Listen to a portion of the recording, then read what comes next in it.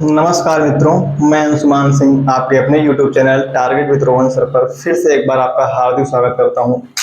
पिछली कक्षाओं में हम कुषाण वंश के बारे में अध्ययन कर रहे थे और कुषाण वंश के कुछ प्रमुख शासकों को हमने पढ़ा था। जैसे कि आपने देखा था कि कुषाण वंश का प्रथम शासक कुजुल कटफिसेस था।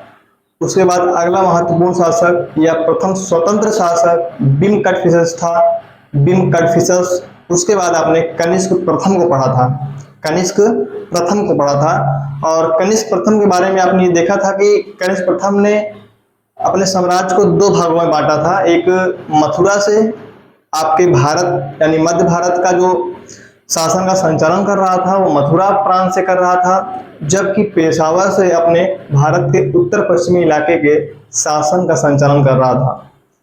उसके बाद एक अगला शासक आता है वशिष्ठ।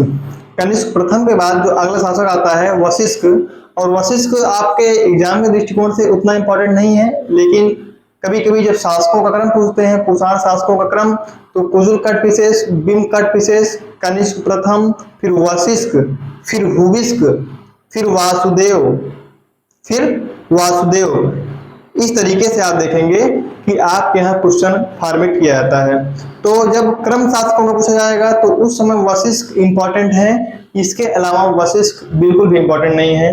तो आइए हम आज अपने क्लास को आगे कंटिन्यू करते हैं। तो पिछली कक्षाओं में आपने कनिष्क को पढ़ा और कनिष्क के सिक्कों के बारे में पढ़ा था। शिव पार्वती त्रिशूल के चित्र अंकित है इसके सिक्के पर। तो ये सब चीजें आपने पढ़ा। मैं आशा करता हूं कि वो क्लास आपको बहुत बेहतरीन रूप से समझ में आई होगी। आइए हम अपने क्लास को आज आगे बढ़ाते हैं। अगले शासक कनिष्क प्रथम के बाद अगला शासक कुषाण वंश का वशिष्ठ होता है। कनिष्क प्रथम के बाद अगला शासक कुषाण वंश का वशिष्ठ होता है, और वशिष्ठ के बाद अगला शासक हुविष्क होता है।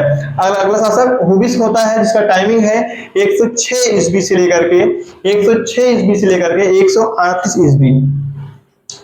वशिष्ठ का टाइम इंपॉर्टेंट नहीं है। हुविष्क जो है इनका टाइमिंग है 106 ईस्वी से लेकर के 138 ईस्वी इनका टाइमिंग है। ध्यान दीजिएगा, कुषाण सत्ता का केंद्र पेशावर से मथुरा किसके काल में? हुविष्क के काल में। जबकि आपने देखा था पिछली कक्षाओं में आपने देखा था कि कुषाण सत्ता का दो केंद्र था कनिष्क के समय में, एक पेशावर और एक मथुरा, जबकि हुविष्क के समय में कुषाण सत्ता का केंद्र मथुरा स्थापित हो गया।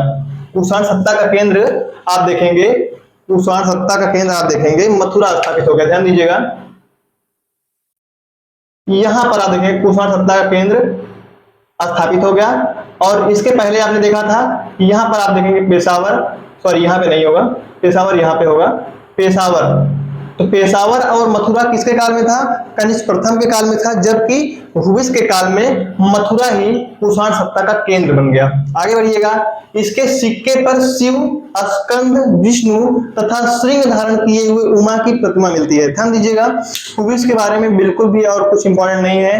हुविष्क के जितने भी सिक्के हैं और सिक्कों पर से जो अंकन मिलता है वही आपके एग्जाम में बार बार क्वेश्चन पूछा जाता है। तो आप ध्यान दीजिएगा कि बस हुविष्क के बारे में एक इंपॉर्टेंट बात यही है कि इसने अपना केंद्र मथुरा को बनाया, कनिष्क साम्राज्य के कुषाण साम्राज्य के केंद्र को मथुरा को बनाया। उसके बाद इसके सिक्के पर शिव, स्कंद, विष्णु यानी कि शिव भगवान और भगवान विष्णु के चित्र के साथ साथ स्कंद तथा श्रृंग धारण किए हुए उमा की प्रतिमा भी इसके सिक्के पर मिलती है। किसके सिक्के पर?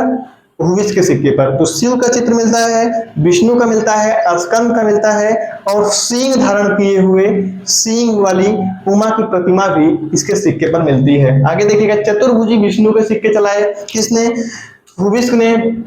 चतुर्भुजी किसके सिक्के चलाए? चतुर्भुजी विष्णु के सिक्के चलाए। चतुर्भुजी विष्णु के आकृति के सिक्के किसने चलाए?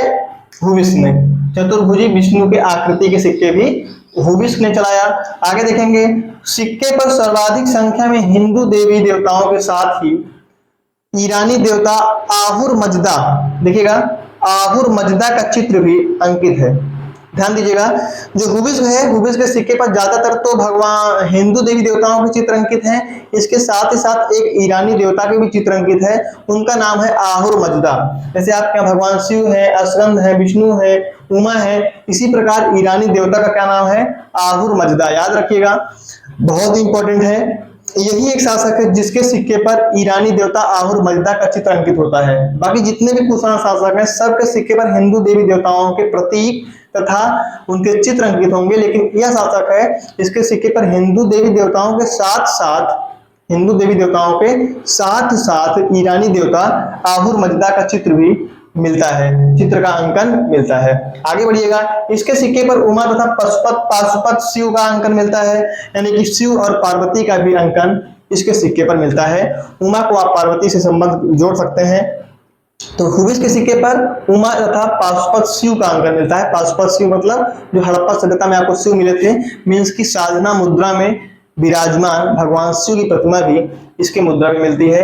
एक इंपॉर्टेंट तथ्य और है, इसके सिक्के पर कार्तिकेय तथा हरिहर का अंकन मिलता है। कार्तिकेय आप जानते होंगे, आप लोग कमेंट बॉक्स में बताइएगा कार्तिकेय किस भगवान को कहा जाता है।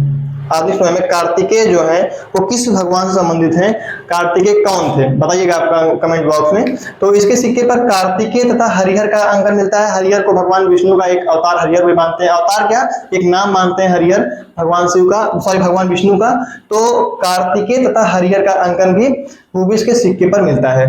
इतना क्लियर हुआ। तो फिर से एक बार रिवीजन, कुषाण सत्ता का केंद्र क्या हो गया, मथुरा होगा। किसके समय में, हुबिस के समय में। इसके सिक्के पर शिव विष्णु स्कंद सिंह धारण किए हुए उमा की प्रतिमा मिलती है। साथ ही साथ हिंदू देवी देवताओं का चित्र तो मिलता ही है, और ईरानी देवता आहुर मजदा का चित्र भी इसके सिक्के पर मिलता है। इसने चतुर्भुजी विष्णु के आकार के चित्र सिक्के चलाए, और इसके सिक्के पर लास्ट पॉइंट क्या था, कार्तिकेय तथा हरिहर का चित्र भी मिलता है। क्लियर हो गया होगा। आगे बढ़ते हैं, अगले इंपॉर्टेंट शासक वासुदेव प्रथम। तो हुबिस के बाद वासुदेव प्रथम, बीच में आपको एक शासक का नाम मैंने बताया भूल गया, वशिष्ठ। तो पहले कनिष्क प्रथम, फिर वशिष्ठ, फिर हुबिस्क, ठीक है। तो हुबिस्क के बाद फिर अगला शासक कौन है, वासुदेव प्रथम। टाइमिंग क्या है, 192 ईस्वी से लेकर के 232 ईस्वी। कितना, 192 ईस्वी से लेकर के 232 ईस्वी इनका टाइमिंग है वासुदेव प्रथम का। ये कुषाण कुल का अंतिम महान शासक, इनको कुषाण वंश का अंतिम महान शासक की संज्ञा दी जाती है। किसको, वासुदेव प्रथम को कुषाण कुल का अंतिम महान शासक। इसके बाद जो शासक होंगे वो इंपॉर्टेंट नहीं होंगे, ठीक है। इसके स्वर्ण सिक्के तथा ताम्र सिक्के प्राप्त हुए हैं। किसके, वासुदेव के स्वर्ण तथा ताम्र सिक्के प्राप्त हुए हैं, और सिक्कों पर शिव तथा उमा का चित्र मिलता है। इसके सिक्कों पर किसका शिव, इसके सिक्के पर शिव तथा उमा का चित्र मिलता है। किसके सिक्के पर, वासुदेव के सिक्के पर भी। जबकि आपने देखा था हुबिस के भी सिक्के पर शिव उमा और पाशुपत शिव का अंकन मिलता है, और इसके सिक्के पर सीधे लिख दिया गया कि शिव और उमा का चित्र अंकित मिलता है। आगे बढ़िएगा, इसके एक सिक्के पर शिव का हाथी के साथ अंकन, भगवान शिव का हाथी के साथ अंकन भी इसके एक सिक्के से मिलता है। किसके सिक्के से, वासुदेव प्रथम के सिक्के से। वासुदेव प्रथम के सिक्के से शिव के साथ हाथी का अंकन या हाथी के साथ शिव का अंकन भी एक सिक्के पर मिलता है। आगे देखिएगा, अगला इंपॉर्टेंट शासक कनिष्क सेकंड है, इंपॉर्टेंट नहीं है, बस क्रम के दृष्टिकोण से महत्वपूर्ण है। कुषाण शासकों के क्रम में इस शासक को याद रखना जरूरी है, बाकी इसके बारे में कोई इंपॉर्टेंट तथ्य नहीं है। तो इनको याद हुआ, कुषाण कुल का अंतिम बेहतरीन शासक। इसके सिक्के पर शिव और उमा के चित्र मिलते हैं। साथ ही साथ इसके सिक्के पर जो है वो शिव के साथ हाथी का अंकन भी इसके एक सिक्के पर मिलता है। आगे बढ़िएगा, अगला शासक कनिष्क सेकंड है, जो कि क्रम के दृष्टिकोण से तो महत्वपूर्ण है, बाकी ऐतिहासिक दृष्टिकोण से महत्वपूर्ण नहीं है। अगला शासक है वासुदेव सेकंड, इसे ही कुषाण कुल का अंतिम शासक मानते हैं।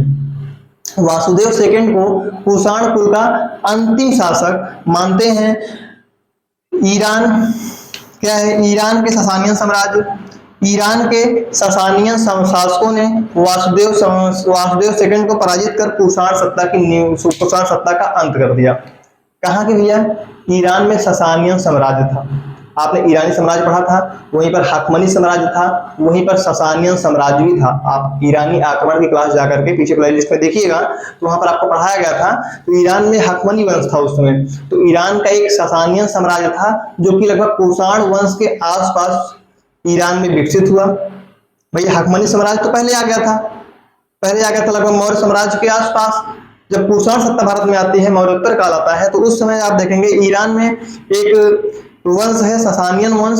ससानियन वंश के शासकों ने वासुदेव सेकंड पर आक्रमण किया और उसकी हत्या कर दी और इस प्रकार कुषाण सत्ता का अंत हो गया भैया, कुषाण वंश का अंत हो गया। तो ईरान के ससानियन शासकों ने वासुदेव सेकंड को पराजित कर कुषाण वंश का अंत कर दिया। इतना आपको क्लियर हो गया होगा। एक इंपॉर्टेंट और है, बिम कटफिशर तथा हुबिस के एक एक चांदी के सिक्के भी मिलते हैं। देखिए तांबे और सोने के सिक्के तो बहुत मात्रा में मिलते हैं। कनिष्क या कुषाण शासकों के पास तांबे और सोने के सिक्के तो बड़ी मात्रा में मिलते हैं, लेकिन दो शासक इंपॉर्टेंट है, याद रखिएगा, एक बिम कटफिशस और एक आप देखेंगे हुबिस्क। इन दोनों के सिक्के पर, इन दोनों के एक एक चांदी के सिक्के मिलते हैं, चांदी के सिक्के मिलते हैं, ठीक है। यानी कि इन्हीं दो शासक हैं जिनके पास चांदी के सिक्के मिलते हैं, एक ही एक मिलते हैं, उनकी संख्या एक ही एक है, ठीक है। और भी सिक्के छपवाए होंगे, चलाए होंगे, लेकिन उनकी संख्या एक ही मिलती है अभी तक। ये कुछ अन्य तथ्य हैं, उसको आप लोग याद रखिएगा। अन्य तथ्य जैसे कुषाण ने सर्वप्रथम शुद्ध स्वर्ण सिक्के चलाए। तो आपको पिछली कक्षाओं में आपसे क्वेश्चन पूछा गया था, 3 क्वेश्चन मैंने पूछा था, आपने तीनों क्वेश्चन में एक भी क्वेश्चन का जवाब नहीं दिया था। उसी का जवाब मैं अगले आपके आज की क्लास में लेकर के आया हूं कि सबसे पहली बार भारत में स्वर्ण सिक्के किस वंश के शासकों ने चलाए थे। देखिएगा, इंडो ग्रीक शासकों ने सर्वप्रथम भारत में स्वर्ण सिक्के इंडो ग्रीक हिंद यूनानी शासकों ने चलाए थे। सबसे शुद्ध सोने के सिक्के किस वंश के शासकों ने चलाए थे। देखिएगा, कुषाण शासकों ने सबसे शुद्ध सोने सिक्के चलाए थे। सबसे ज्यादा मात्रा में सोने के सिक्के किस वंश के शासकों ने चलाए थे। गुप्त वंश के शासकों ने सबसे ज्यादा सोने के सिक्के चलाए थे। तो 3 क्वेश्चन से पूछा गया था, बहुत ही इंपॉर्टेंट क्वेश्चन है, फिर से एक बार आप रिपीट करिएगा। सबसे पहली बार भारत में स्वर्ण सिक्के चलाने का श्रेय हिंद यूनानी शासकों को है। सबसे शुद्ध सोने के सिक्के चलाने का श्रेय, जिसमें मिलावट बिल्कुल भी नहीं थी, कुषाण शासकों को है। और सबसे ज्यादा मात्रा में सोने के सिक्के चलाने का श्रेय किसको है, गुप्त शासकों को। तो मित्रों, आज आपका कुषाण वंश समाप्त हुआ। अब हम लोग कुषाण वंश के बारे में कुछ समाज, संस्कृति, धर्म के बारे में पढ़ेंगे एक स्लाइड में। उसके बाद हम गुप्त काल शुरू करेंगे। क्या शुरू करेंगे, गुप्त काल, जो कि एक बेहतरीन काल होगा आपके इतिहास के दृष्टिकोण से, और वहां से एग्जाम में भी क्वेश्चन काफी हद तक पूछे जाते हैं। तो इसी के साथ मैं अपने क्लास को समाप्त करता हूं मित्रों, और इस चैनल को लाइक करिए, सब्सक्राइब करिए और कमेंट के माध्यम से बताइए कि आपको क्लास कैसी लगी। धन्यवाद।